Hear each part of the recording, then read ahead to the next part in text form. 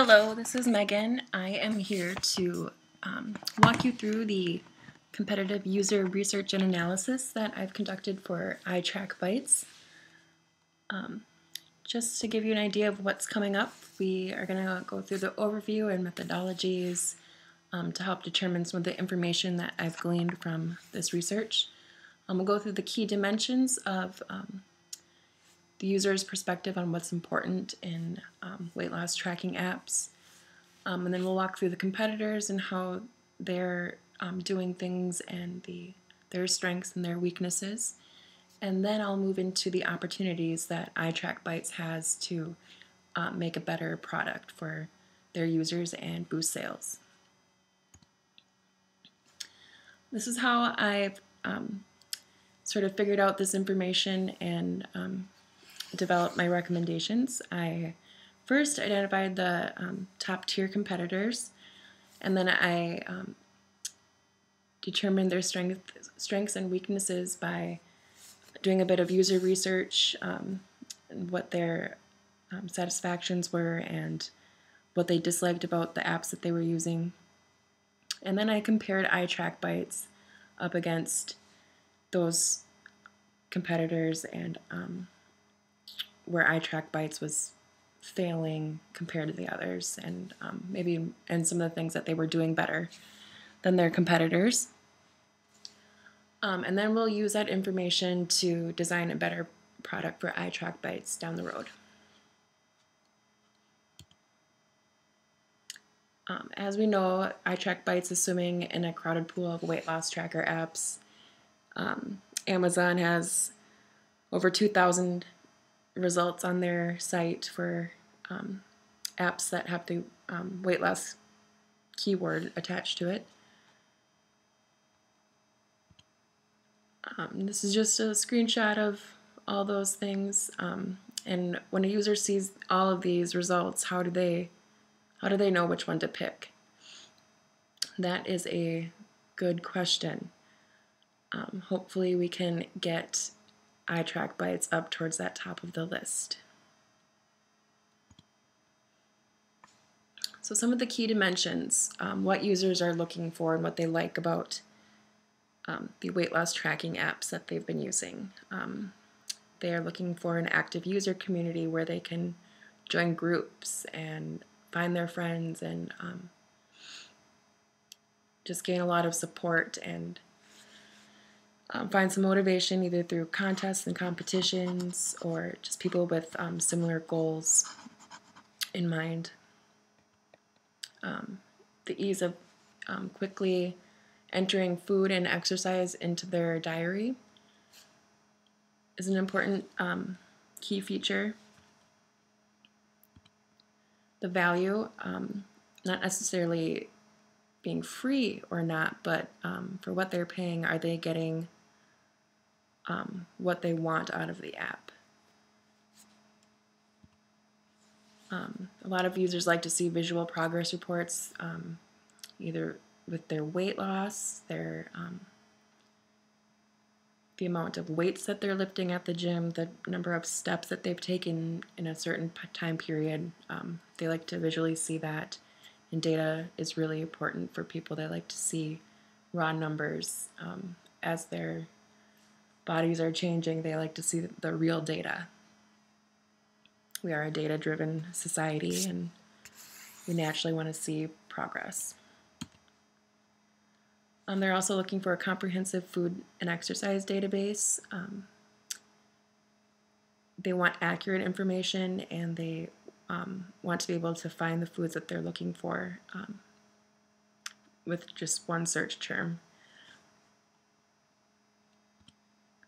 And it's easy to use. It's easy to find what they're looking for. They are quickly able to see their progress reports or their diary from 2 weeks ago, or add their calories burned from their strength training class last Wednesday, that type of thing.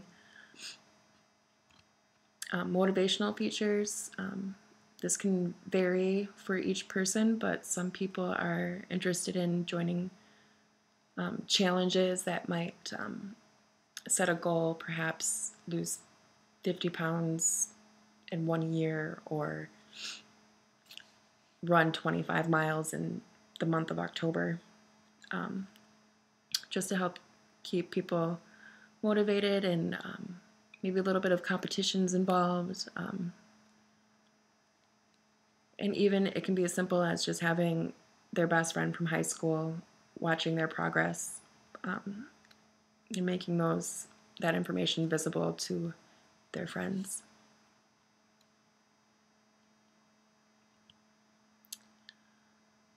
When these key dimensions are plotted, we can see where the competition is succeeding and where they're failing by plotting them on these diagrams. And this is how iTrackBites scores in the user's key dimensions. iTrackBites doesn't have a very active user community, and there doesn't seem to be any motivational features such as challenges. The value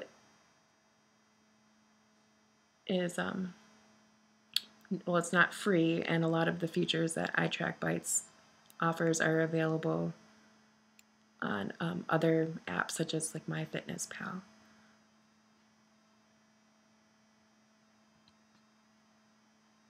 Some of the key competitors that we will walk through are Daily Burn. They have a tracking app that's also associated to their website app that has videos and like workout videos mostly. So you can see the Daily Burn app ranks pretty high. Most of the user complaints is that it's not very easy to use and it's hard to enter their food and exercise. They're not sold on the design aesthetics. It's pretty heavy and gory. But the motivational features are really strong. There's different challenges and groups that the users can join. And Daily Burn provides workout videos and a planning tool so that they can customize their workout plan based on their abilities and their goals. So it's very motivating when you have a reminder on your phone that you're supposed to work out for 25 minutes today.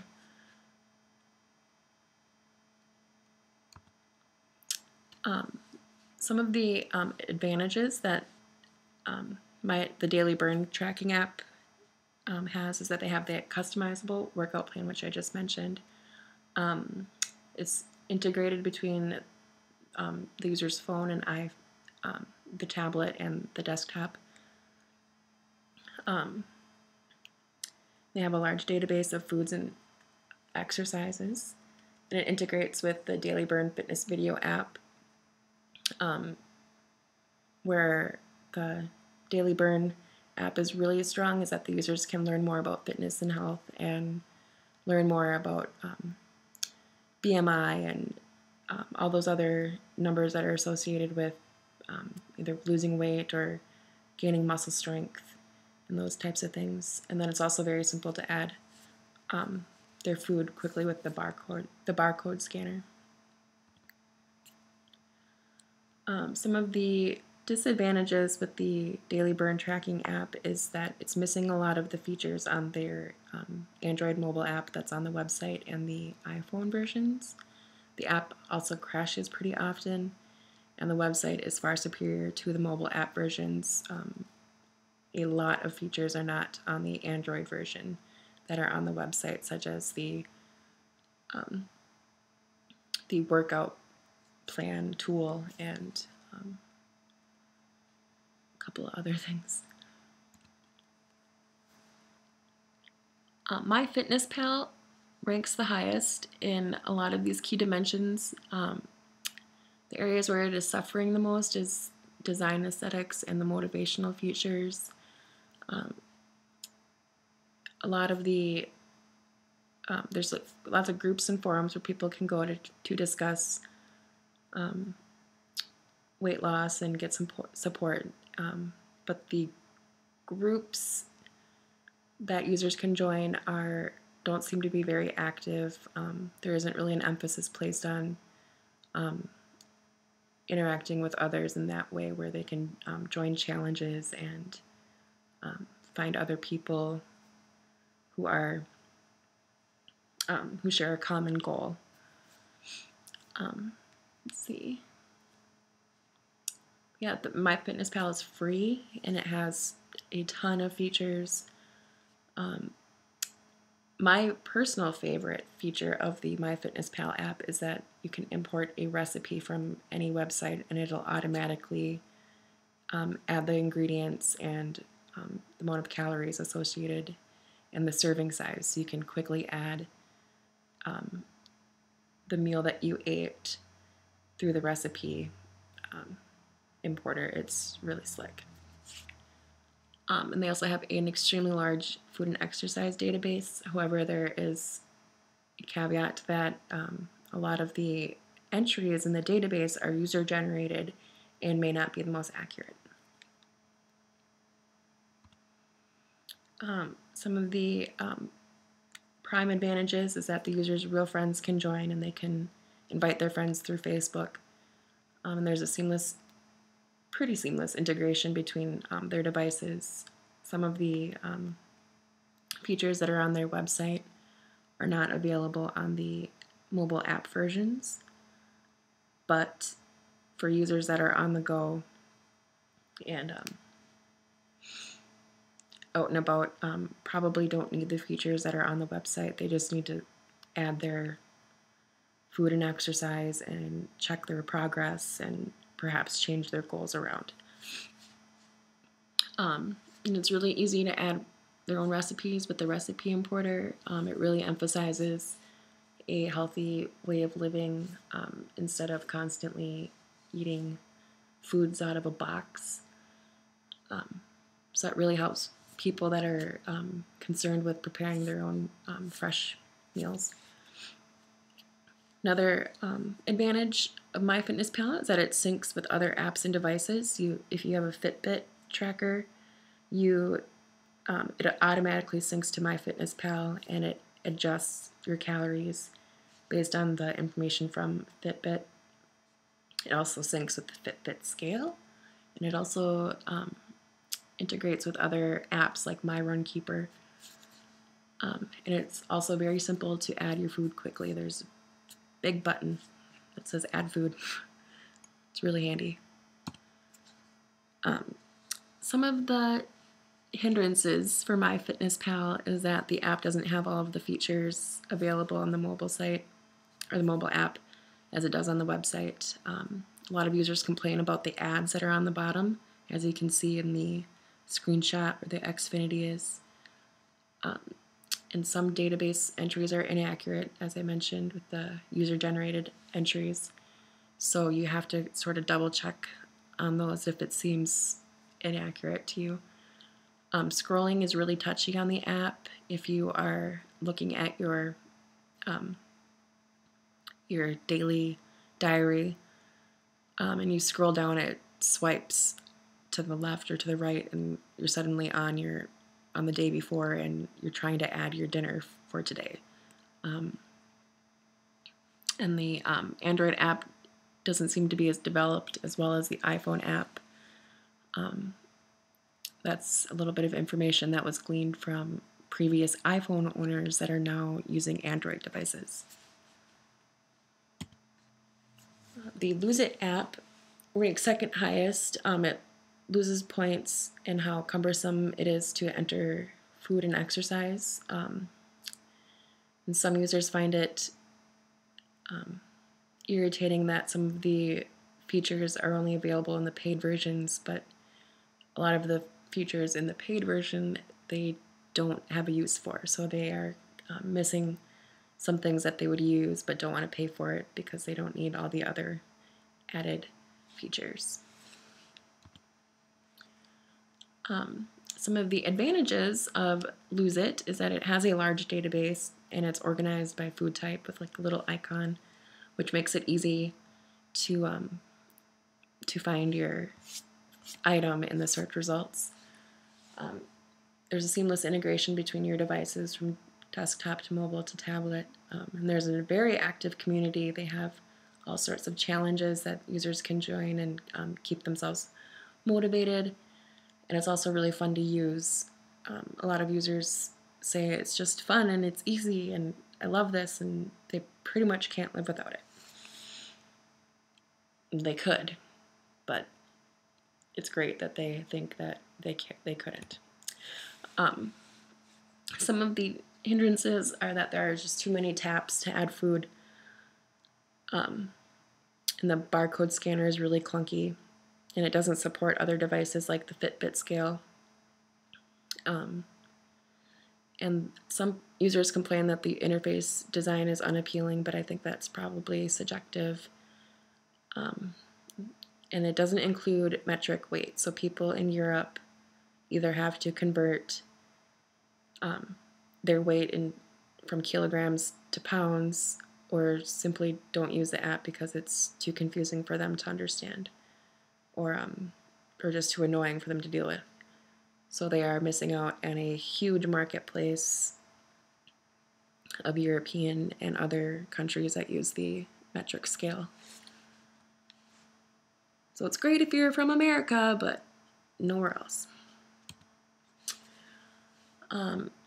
Basically, I've come up with a few recommendations based on the areas that iTrackBites and the other competitors are either lacking or are using that would be to iTrackBites' advantage.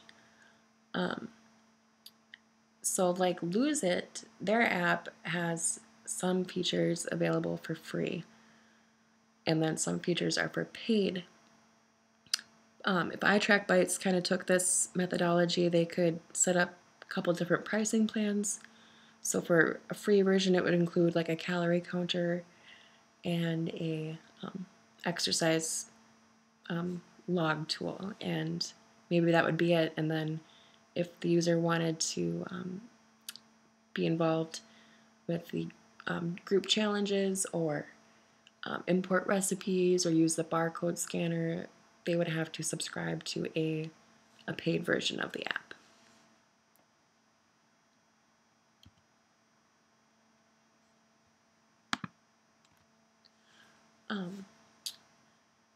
You should emphasize the healthy living and lifestyle changes in each feature. A lot of users are looking for a drastic lifestyle change because they either have a lot of weight to lose and a crash diet isn't going to work for them, and they really need to learn ways in which they can maintain their newfound lifestyle.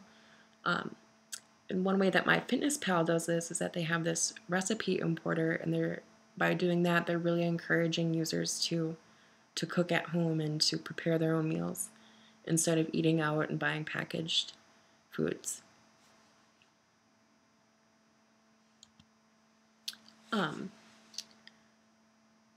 Allow integration with other devices and apps. Many users wish that their apps would sync with their Fitbit or Jawbone or their Aria weight scale, and other users wish that their apps synced with My Runkeeper or other step tracking apps, just so that they can have a more accurate count for the calories in and the calories out per day.